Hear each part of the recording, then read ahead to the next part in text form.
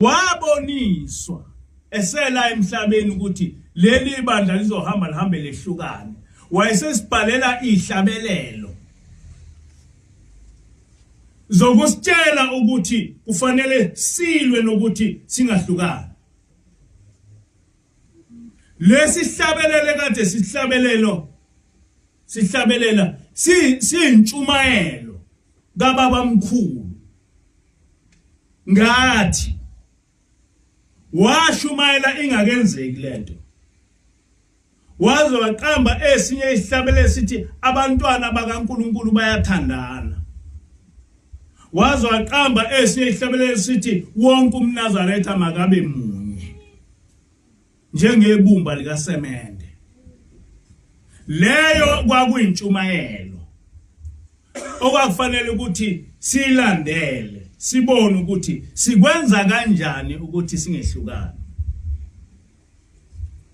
Ithi ngilosi isizukulwane esiningi esikhona manje asinacala ngokwehlukana kwethu sisuke ekuphakameni sehlukana asinacala alokho ngoba sasingekho nathi sasikhona sasibancane sasilandela abazali bethu. Akakho umuntu okhona manje ongathi on my own ngaphuma ngaya ebuhleni on my own ngasala ekuphakameni. Laba bangangami babelandela abazali babo. Abaningi lapha abakaze bebone leli bandla lihlangene.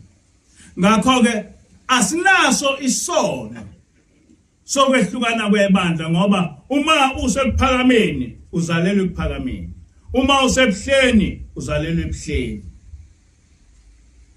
Asinaso isono salokho. Kodwa sizethwese thina leso sono. Manje sekuna 40 years leli bandla lehlukana. Akekho ocabangayo ukuthi leli bandla lingahlanganiswa kanjani. Kodwa lokhu kuhlakazeka kwaleli bandla kuyamhlukumeza kakhulu baba mkhulu. Kodwa akugcini ngokuhlukumeza ubaba mkhulu. Leli bandla ngelika Jehova. Akuhlukumeza ubaba mkhulu kuphela kodwa kuhlukumeza noJehova. Kuyisono lokho esikwenzayo ukuthi sehlukane senza isono siyojeziswa ngakho. Kakhulukazi ngoba sithathe into esingayazi engenziwanga ithenziwa abazali bethu. Asikwazi ukuhlala phansi sithi lento eyenzeka kubazali bethu singayilungisa kanjani masiqonda ukukholwa ngempela. Singayilungisani. Akakho umuntu owakwacabanga ukuthi singayilungisa kanjani lento. Akakho umholi owakwayicabanga ukuthi singayilungisa kanjani. Sonke njengabaholi siyasifake umoya wokungezwani phakathi kwamaNazaretha. Sonke njengabaholi asifuni ukuthi sibe nekhambi lokuba lokhu kwehlukana kuphele. Asifuni ukuba sibe nekhambi lokuthi lokhu kwehlukana lokhu kuzondana kuphele. Siyaqhubeka lokhu kuzondana. Sekuphele iminyaka ewu40 nezingane zethu zozala zizondana. Kodwa ukwehlukana kwamabandla kusiyona into eqala ngathi. Ekuqaleni ibandla lamaKristu lalilodwa kwayiCatholic Church. Ngenkathi bephuma laba baphuma bathuka kwathiwa amaProtestant.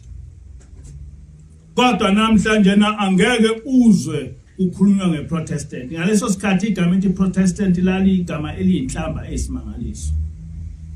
kodwa namhla lahamba lelo gama laphela. Kwaqhamuka abantu abathi ngempela sibangani ngoba sonke silandela uJesu Kristu. Sibangani.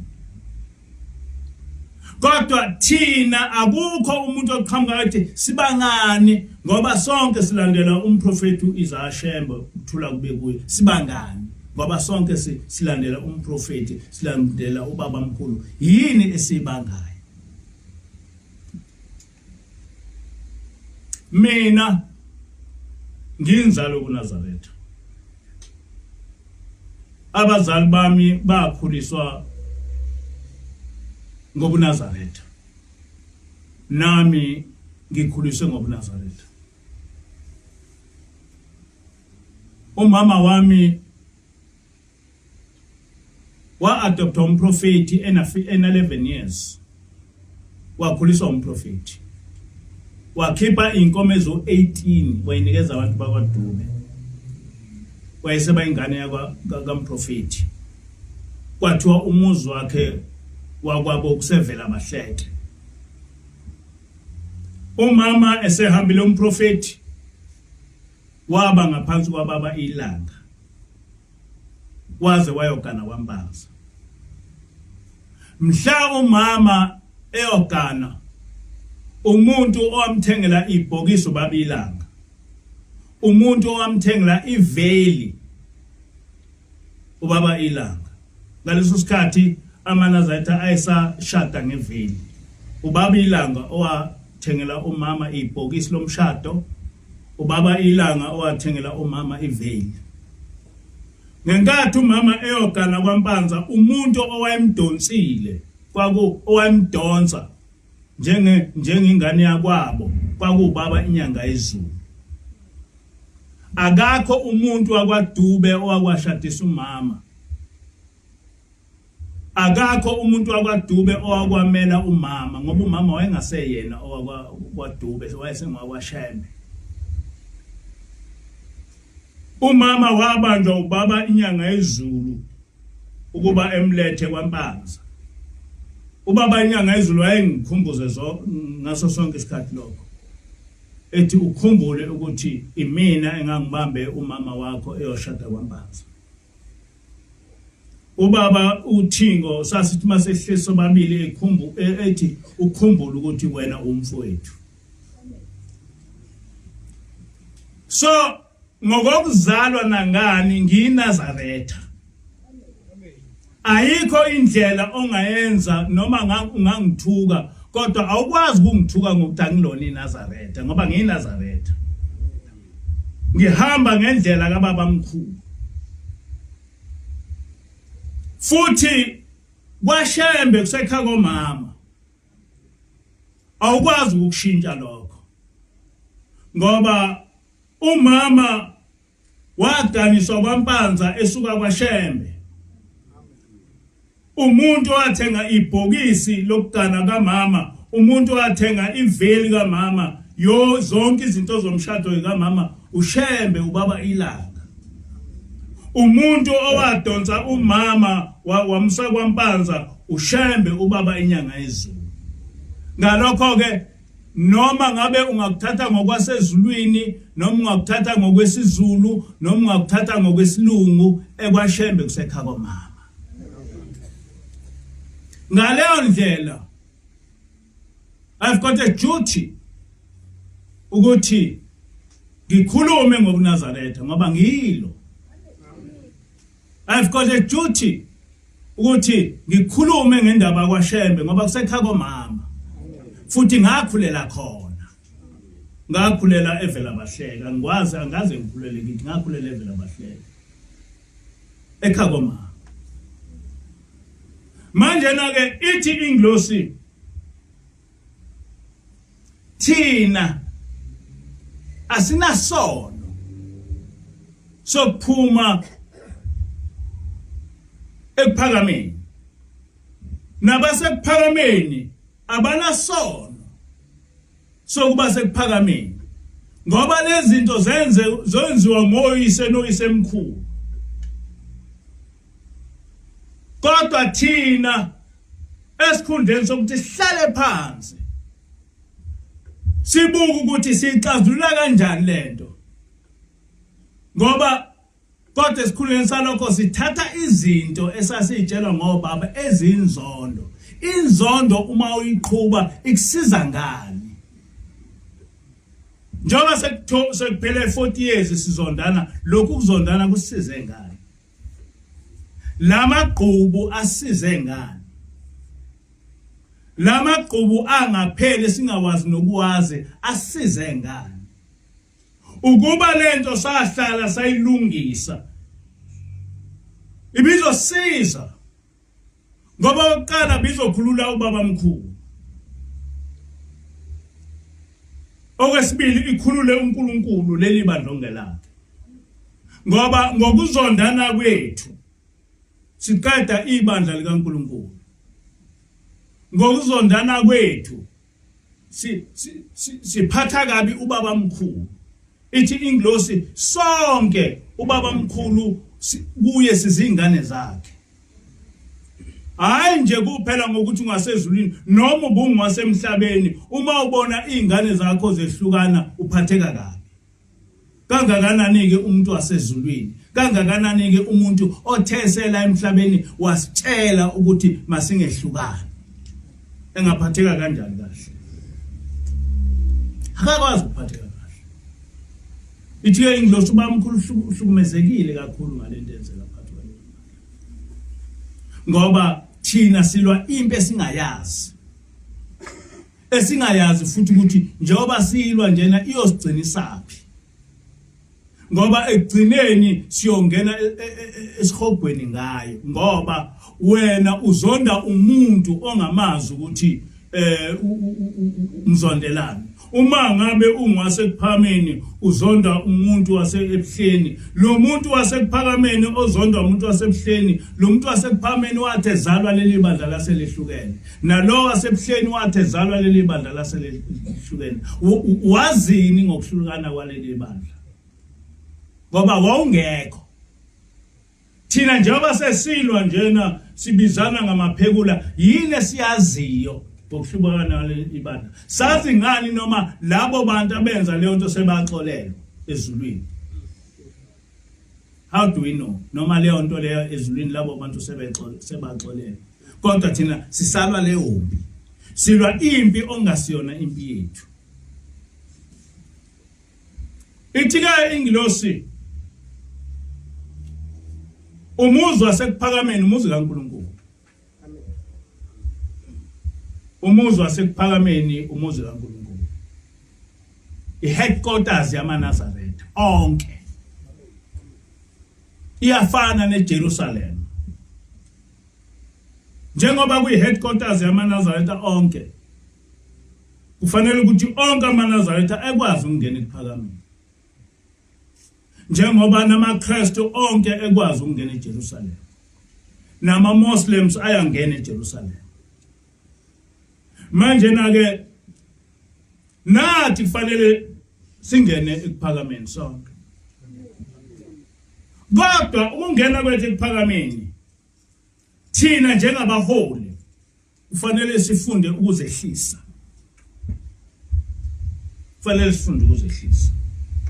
ngoba uma thina njengabaholi singazehlisanga ngeke lento yenzeke ithi inglosi uphatheke kabi baba mkhulu ukuthi umuzi wasekuphakameni ungakhiwa uhulumeni ngoba umuzi wasekuphakameni umuzi kaNkulunkulu ngakho ke umuzi wasekuphakameni umuzi wabaNazaretha onke umhlaba wonke akufanele ukuthi umuzi wasekuphakameni uyokwakhiwa uhulumeni ngoba uma uswakhiwa uhulumeni suumuzi wasemhlabeni kufanele umuzi wasekuphakameni wakhiwe amaNazaretha onke kodwa ngeke amaNazaretha onke kwazi kwakhe umuzi wasekuphakameni uma ngabe ezondana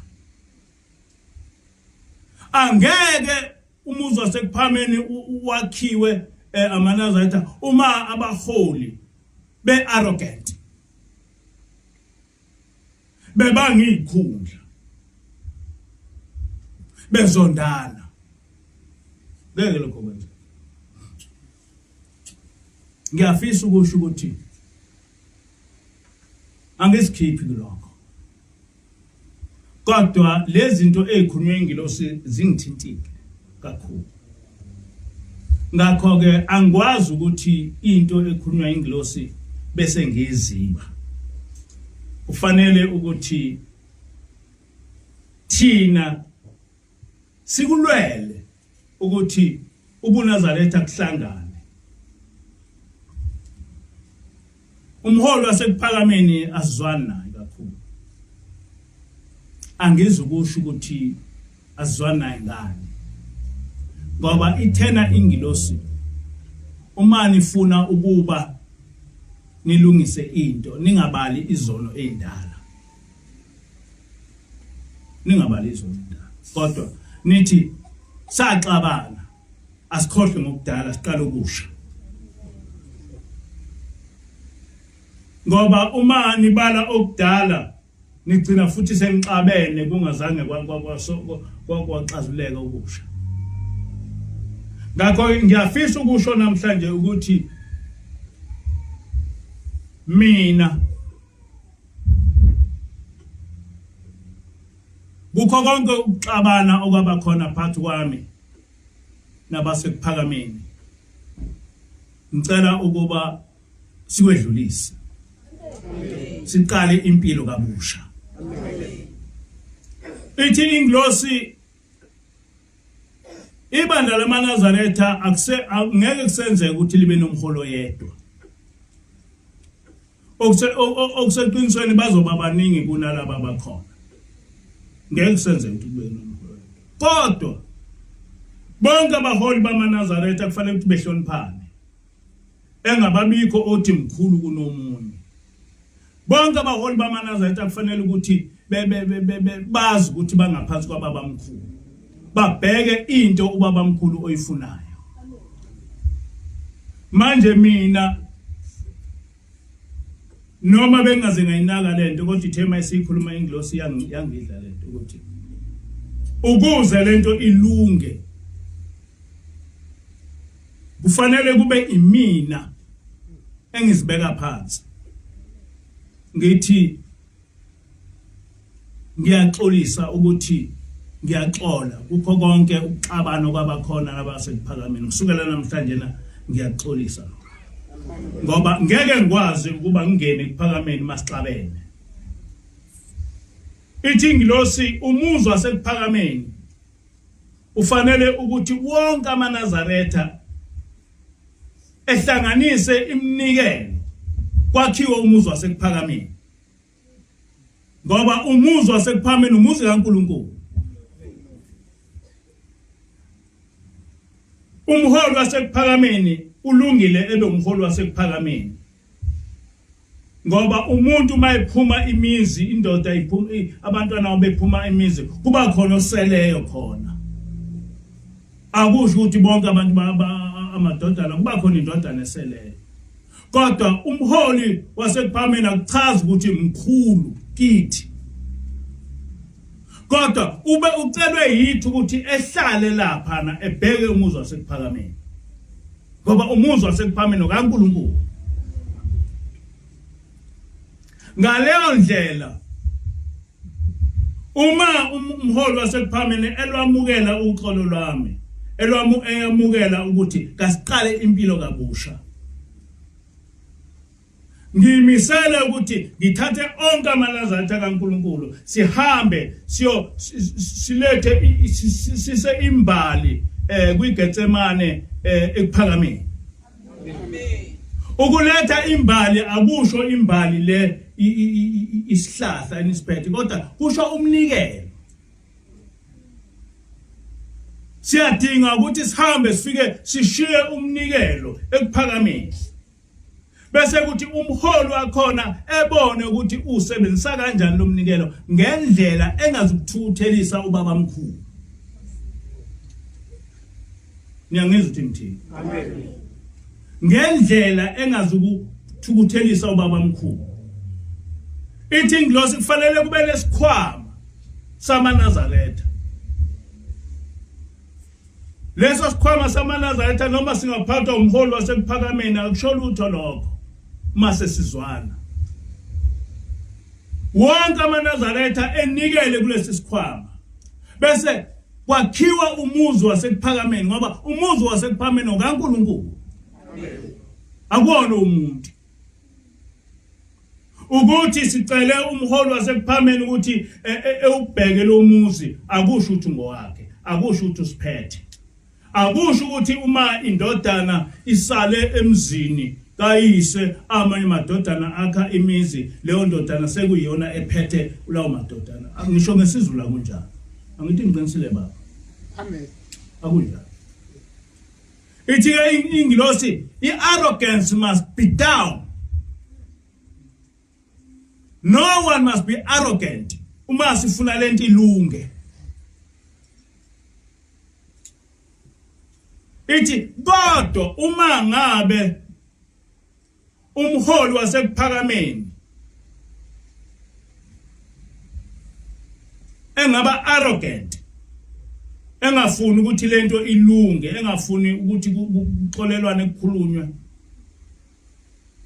ayikho into esingayenza. Ngisho ngahlangana abanye abaholi bangaphandle sisilokhuze leyo nto kodwa ngeke ngoba kufanele siyenze leyo nto ngokungena ezinkantolo kwenziwe yonke into leyo nto ke ayiseyikhona ukukholwa.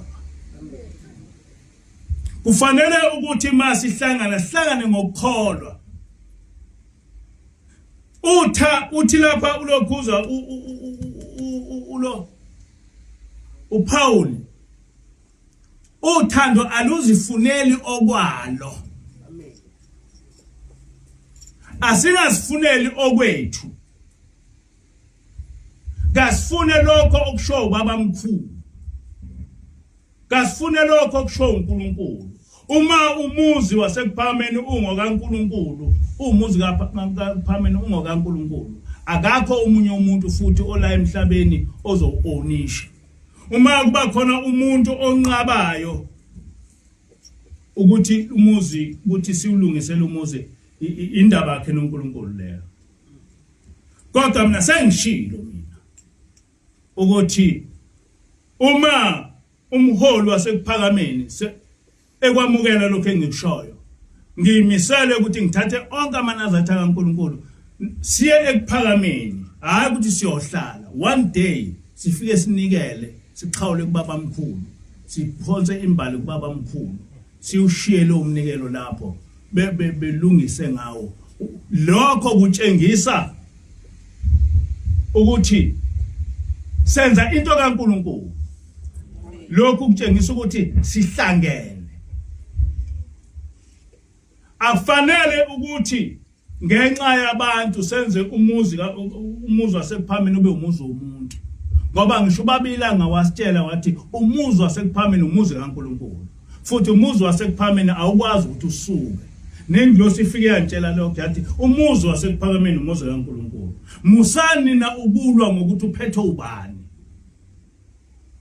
Hlanganani nivumelane ukuthi wena ulungile hlala lapha ubheke umuzi wasekuphakameni kanje sikubhale phansi contract uzohlala lapha ube inkosi yasekuphakameni ulungise lezi zinto umuzi wasekuphakameni ube mkhulu ube yiyo yonke into njalo ngonyaka sikwazi ukuthi ibandla lase NCG liye kuphakameni lifike linikele mhlambe ngesonto elilodwa noma ngosuku olulodwa ibandla elinye lihambe lifike linikele lokho kuyomjabulisa ubaba mkhulu.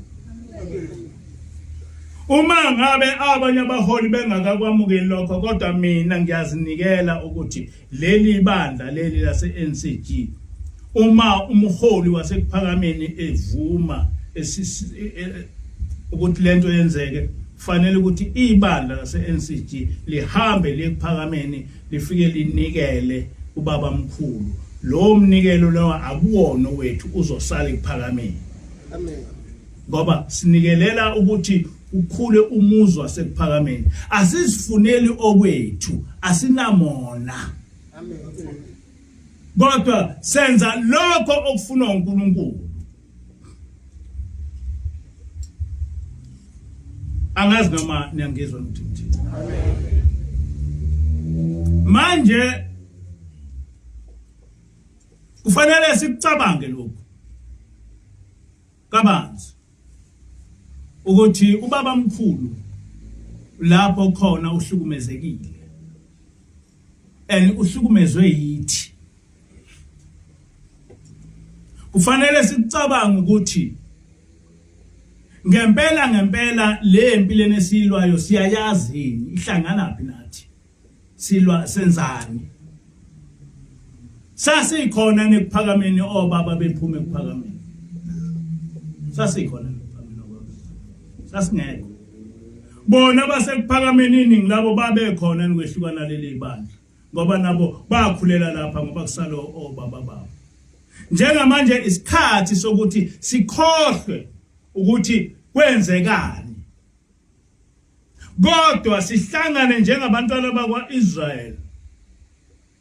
Sivume izono zokhokho bethu nezobaba bethu. Ukuthi okhokho bethu bona ngokuba bechithe igazi lowamuzi. Okhokho bethu bona ngokuthi lowamuzi ngenxa yabo uhlakazeka. Hayi ukuthi sikhethe ukuthi usibanibani owona, usibanibani akonanga. Ngeke lokho kulunga. Kufanele sinje okhokho bethu bona, obaba bethu bona ngokuhlakaza umuzi kaNkulunkulu. Okhokho bethu bona, obaba bethu bona ukuthi uchitheke igazi emzini kaNkulunkulu. Irrespective masizo uNehemia 9 uthi abantwana bakwaIsrael bahlangana basebekhipha njengesizwe sakwaIsrael. Bavuma izono basebefunda umthetho kaNkulunkulu.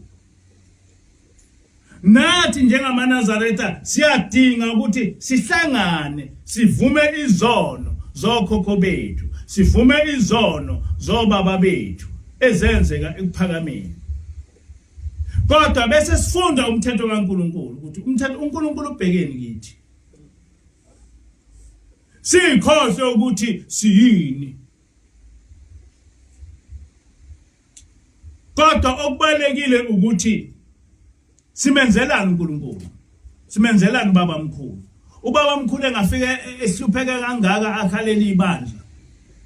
Bese lihlakazeka ngalendlela lihlakazeke ngayo bese kuthuleka nje. Ingabe sababikho nje abantu abanesibindi abayidelayo. Beyidelele ukuthi leli bandla lihlangane. Akakho umuntu nje ongase qhamuke eyidele. Angisho ukuthi nami bengakaze ngixaba. Ngangithi sengiqedile uma ngabe ngilifundisa umthetho kaNkulunkulu. Kodwa ngangakaze ngibone ukuthi angaze ngiyitheklishe le ndaba yokuzwana. Angaze ngiyitheklishe le ndaba ukuthi senza kanjani ukuthi leli bandla liqonde. Ngoba okusalayo ukuthi singamaNazaretha sonke. Ezulwini ngeke kuthiwa hayi wena umNazaretha wasekuphakameni, hayi umNazaretha wasebuhleni, umNazaretha waseginyezile, umNazaretha wasethembezinhle, umNazaretha waseNCG. Ezulwini akuhambi kanjalo. Kofike kuthiwa wena why landela yini izimfundiso zikaShembe? Ukwenze kanjani lokhu nalokhu? Why landela imfundiso zikaShembe? Wena njengoba uzonda kangaka uthuka inhlamba uthuka laba bantu, yini ekuhluphile ngalaba bantu? Yini uzubathuke nje laba bantu uxa inkinga yakho nabo yini? Yini ekuhluphile ukuze ulokhu bathuka nje? Awuhlushwe lutho ukuthi uhlushwe ungacabangi ekhanda. Ngoba yonke into kufanele uhambe uyicabange ukuthi lento njengoba ngiyilwela njena uma ngiyilwela ngokuthini. Uma usuthena umuntu uyiphekula ukusiza ngani lokho? Wazi kanjani ukuthi umuntu eNazaretha uthi uyiphekula ungamazi ukuthi uNkulunkulu uthini? Uthi umuntu uyiphekula ngoba engalandela umholi wakho. Uyini umholi wakho uNkulunkulu? Abalutho. So angikwazi ukuthi ngithuke umuntu ngithi uyiphekula ngoba engalandeli umholi wami kodwa umuntu emlandeli ubaba mkhulu. Akukhona ukuhlakanipha lokho.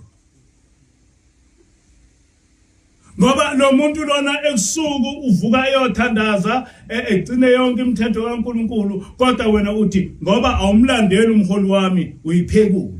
That is wrong. Kodwa ushembe lokhu kuthandana akugcini kumanazatha odwa. Onke amakholo uthi ubaba kuhlawele ubaba mkhulu uhlawele 199. Abantwana bakaNkuluNkulu bayathandana. Bangeke bahlukane futhi bangeke baxabane. Uma bexabana bangakabani akukho ukuxabana kweliphezulu. Singabantwana bamuntu munye. Singasithandana ngemizuzu nesikhathi. Abantwana bakababa osezulwini bayathandana ngemizuzu nesikhathi. Musani kwehlukana nina basemhlabeni. Hlanganani nibe munye njengabasezulwini. Lesihlabelelo asikhulumi ngamanazareta odwa, sikhuluma ngabo bonke abantu abayithatha ukuthi bangantwana Israel noma ngamaKristu. Ngakho ke afanele ukuthi sibe izitha zamaKristu ma labo bantu bemkhonza ngeqiniso uNkulunkulu. Fanele sifundisane nje ukukholwa kodwa singathukani. Ngoba singabantwana bakaNkulunkulu. Abantwana bakaNkulunkulu bayathandana. Abantwana bakaNkulunkulu bayiphathiswa kwabantu basezulwini.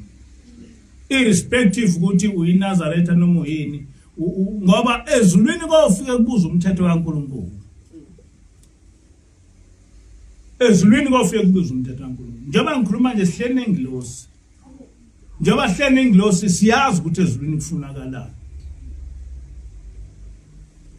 Kodwa kunakho konke noma nganishumayeza kushoni ni kodwa uma nginenzondo nginesono esibi. So ukuze ngiphelele uNkulunkulu kufanele ngingaba nayo inzondo. Ngithande bonke abantu. Ukuze ngiphelele kuNkulunkulu kufanele ngilwele ukuhlangana kwamanazareta. Ngicabange ukuthi ubaba mkhulu akaphathekile ngalesimo esibona. Kamanazareta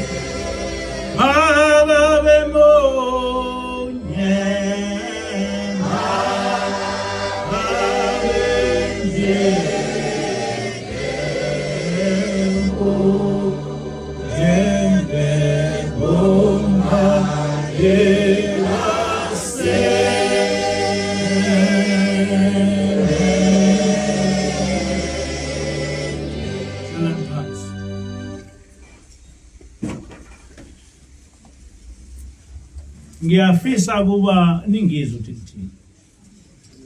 Ngiyafisa nokuthi ibandla lasekuphakameni lingizwe ukuthi ngithini. Ngiyafisa nokuthi nomholi wasekuphakameni engizwe ukuthi ngithini. Ngithi bonke ukuxabana okwaba khona ngaphambili kusukela namhlanje na akuphele. Siqale impilo entsha. Angababikho ukuthukana, angababikho lutho, kodwa siqale impilo entsha. Le mpilo entsha asingayiqali nje ingabonakali ayibonakali. Ngithi uma umholi wasekuphakameni eyamukela lento engikhulumayo, ngimisele ukuthi ngithathe amaNazaretha kaNkulunkulu ngiye nawo ekuphakameni. Amen. Sifike sibeke imbali kubaba mkhulu. Ngembali ngisho ukuthi sifike sinikele. Angeke futhi ngibuze ukuthi lo mnikelo wenzeni. Umholi wasekuphakameni uyobona ukuthi usebenzisa kanjani ngendlela engazukuthuthelisa ubaba mkhulu, ngendlela yokukholwa. Ngithi kuyisifiso sami njengoba bekushingilosi ukuthi kube nesikhwama samaNazaretha onke lapha ezonikela khona ukuze kwakhiwe umuzi wasekuphakameni. Umuzi wasekuphakameni wakhiwe amaNazaretha onke ukuze ubaba mkhulu ejabule lapha ekhona. Ngithi kumholi wasekuphakameni akho nto esizoyenza ebukholini bakhe. Uyohlala ewumholi wasekuphakameni kuphela siyofunda ukuba sihloniphane bonke abaholi, ngoba abaholi kuleli bandla sebebaningi. Engababikho umholi othi mina ngimkhulu kunomunye, ngoba ithena ingilosi angeke kusenzeka ukuthi kube nomholi oyedwa kuleli bandla. Uma kungabana umholi oyedwa kobe ngaqali ngathi namaKristu kwaqala ubuKristu kuyibandla elilodwa agcine emabili agcine emathathu njengoba sezinkulungwane. Kodwa ukhiye ukuthi laba bantu laba bayawugcina nomthetho kaNkulunkulu. Kodwa asingayihluphi ngokuthi njalo umuntu akha ibandla silokhu singena kulokho, ngoba sonke siyahamba siyezulwini. Ngakho ke ngiyacela kumholi wasekuphakameni incwe ukuba lokhu ukukhuluma engikukhulumayo ekuthathe seriously. Ngiyacela ebandleni lasekuphakameni lonke ukuthi lokhu ukukhuluma esikukhulumayo ekuthathe seriously. Akho lutho esilifune ekuphakameni, asifuni ukuhlala ekuphakameni,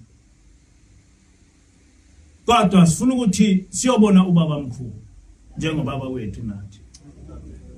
Esinikeze nje usuku olulodwa lokuthi sikwazi ukuba siyobeka imbali kubaba mkhulu. Into esifunayo ukuthi sizwane, sixolelane. Umholi wase-NCG wasekuphakameni kube khona uxolo. AmaNazaretha ase-NCG namaNazaretha asekuphakameni kube khona uxolo. Ngeke sikwazi ukuthi bonke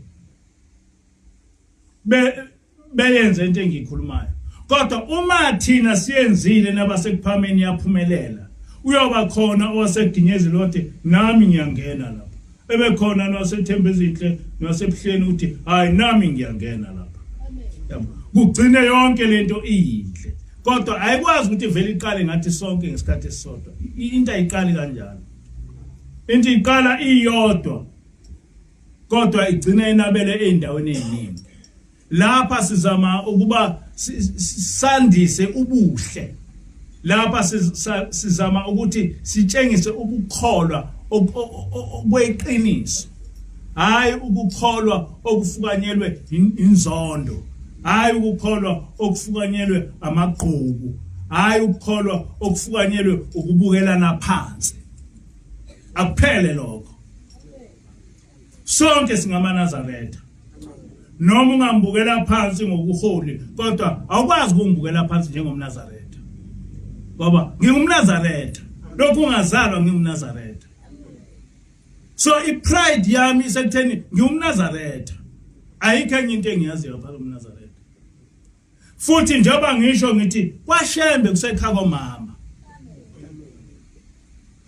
Ngakho ke nginelungelo lokuthi ngikhulume ngendaba kwaShembe njengoba kusekhaya komama. Ukuthi kusekhaya komama angiziphi. Ngisho ubaba omkhulu lapha ekhona uyazi ukuthi ngumzukulu wakhe. Ngisho obaba babazi ukuthi obaba bami ubaba ilanga wayebaba, ubaba inyanga ezulu ewubaba, uThingo ewumfowethu. Naye sasibizana kanjalo masehleli sobabili. Ngoba kunjalo. Ngakho ke ngiyacela kubantwana bakaShembe ukuthi asibuyisane. Ngiyacela kubantwana bakaShembe ukuthi asibakho uNazaretha kabusha. I'm not going to interfere with ukuthi benzani kodwa okubalekile njengamanje na ukubuyisana. Singehlukana ngembono lapha nalapha kodwa singazondana. Ungathi mangabe uMnazaretha wesabe ukungena ethempelini lakolunye uhlangothi. Njengoba namaKristu akakho umuntu ongumluthela ongesaba ungene weseni. Ngisho kwiCatholic Church engangena akakho umuntu ongabuza ukuthi ukholwephi wena. Cha kukho lokho. Nathi ke asenze leyo nto.